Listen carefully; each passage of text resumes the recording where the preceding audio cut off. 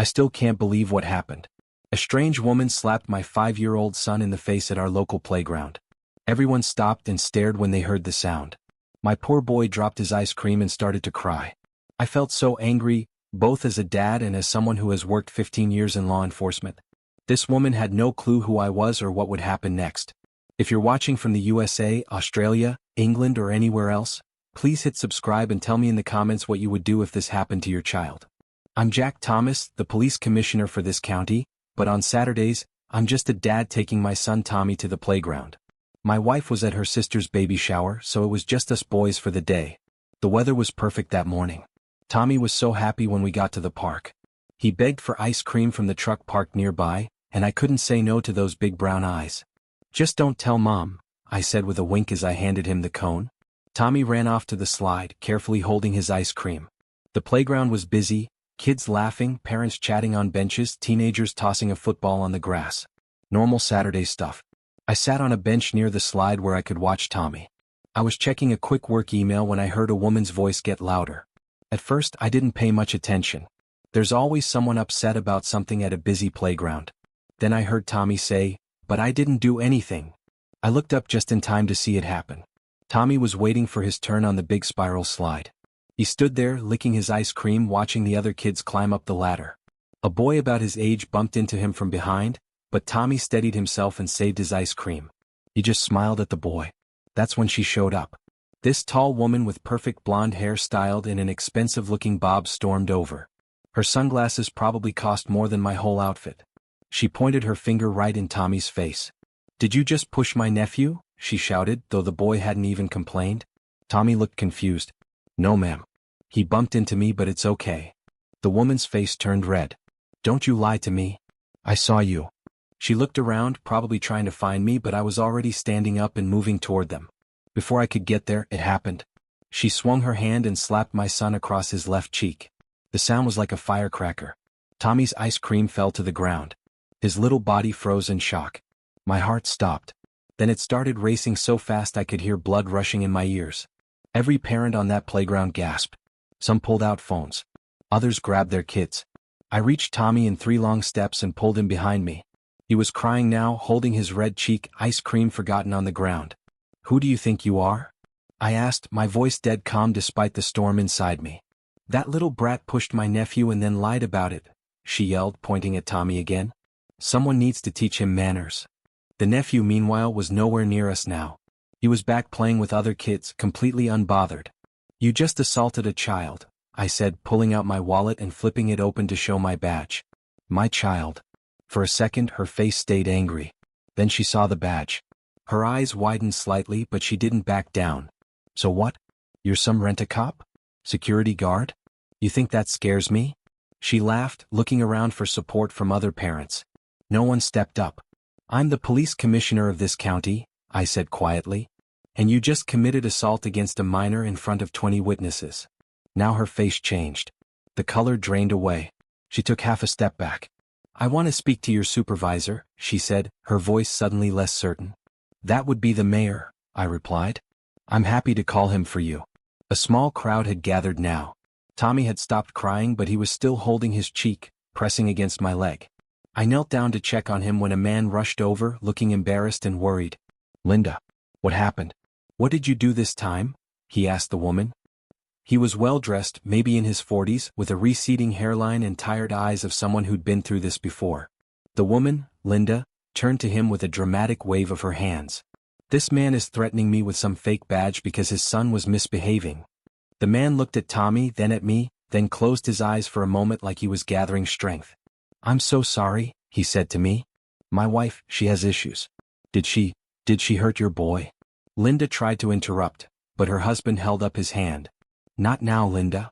I explained what happened while keeping one hand on Tommy's shoulder. The man listened, his face growing more ashamed with each word. "I'm David Morris," he said, offering his hand. "I'm sorry we're meeting like this. Linda has been in therapy, but—" He lowered his voice. "She struggles with seeing other people's children happy." As David explained, I learned the sad truth. Linda and David couldn't have children of their own after years of trying. Instead of working through her grief, Linda had developed a strange resentment toward parents and children. She would follow her nephew to the playground but not to watch him play, to watch other children and find fault with them. "This isn't the first time," David admitted quietly. "We had to leave our last neighborhood after an incident at the community pool. I thought the therapy was working." Tommy tugged at my shirt. "Dad, can I go play with Jake now?" he asked, pointing to his friend who had just arrived. The red mark on his cheek was fading. "In a minute, buddy," I said. Linda was standing a few feet away, arms crossed, tapping her foot impatiently. David handed me his business card. "I'm a lawyer downtown. Please let me make this right. Whatever you need, medical check for your son, anything." "We need to go, David," Linda called. "This whole playground is a lawsuit waiting to happen anyway. These people don't supervise their children." David winced. "She doesn't mean that. Linda, please wait in the car." To my surprise, she huffed but walked away toward the parking lot. "Commissioner, I know you have every right to press charges. I just ask that you consider her mental health situation," David said quietly. I watched Linda stomp toward the parking lot, then turned back to David. "Your wife needs more than therapy. She needs consequences." Tommy was still next to me, listening to every word. I knelt down and gave him a $5 bill. "Go get another ice cream, buddy. Stay where I can see you." Once Tommy was out of earshot, I spoke clearly to David. "I understand mental health struggles, but she crossed a line today." 2 patrol officers arrived. Someone had called 911. They recognized me immediately. "Commissioner Thomas, what do you need from us, sir?" Officer Rodriguez asked. "This man's wife assaulted my son. She's waiting in their car."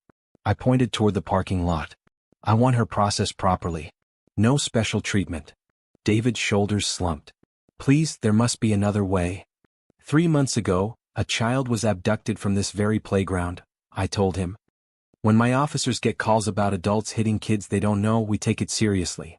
The officers went to speak with Linda. I could see her gesturing wildly through the car window. "She'll lose her job at the school district if this gets out," David said quietly. "She works with children?" I felt a new wave of concern. "Administrative role only," he clarified quickly. "No contact with students." That's something at least. Linda wasn't handcuffed, but she was taken to the station for processing. David followed in his car after apologizing again. Tommy enjoyed his second ice cream while watching other kids play. The mark on his face had mostly faded. "Why was that lady so mad, Dad?" he asked. "Some grown-ups have big feelings they don't know how to handle," I explained. "Like when I get really angry and you make me count to 10? Something like that, but much bigger." News travels fast in our community. By evening, my phone was buzzing with texts from concerned neighbors and colleagues. My wife was furious when she heard what happened. The district attorney called that night. Linda would be charged with assault of a minor, but could enter a diversion program including mandatory psychiatric treatment. David called too, saying Linda had been suspended from her job pending investigation. He asked if we could meet to discuss dropping charges. I declined. A week later, Tommy and I returned to the playground. He was hesitant at first, looking around carefully before climbing on the equipment. I noticed how his eyes scanned the benches in the parking lot, checking for danger in a way no 5-year-old should have to.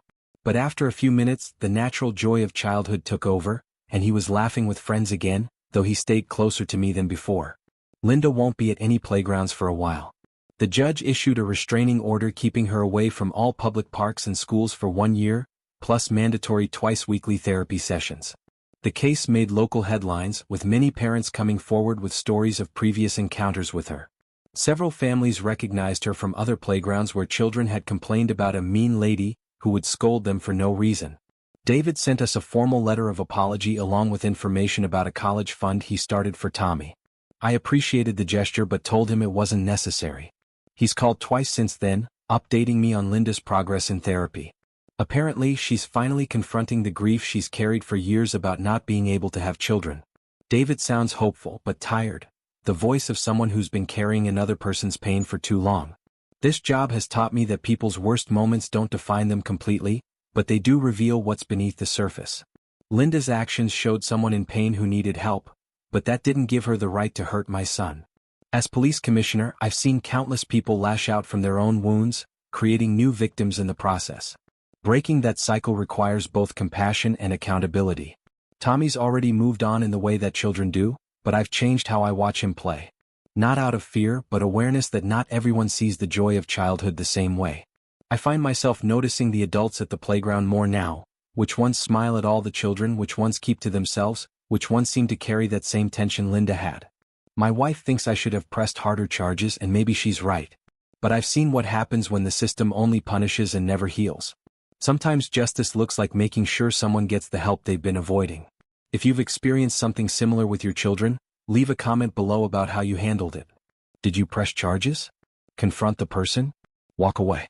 And don't forget to subscribe to hear more stories from the thin blue line, the moments that remind us why we do this job in the first place. Being a police officer isn't just about enforcing laws, it's about protecting the most vulnerable among us, even when we're off duty.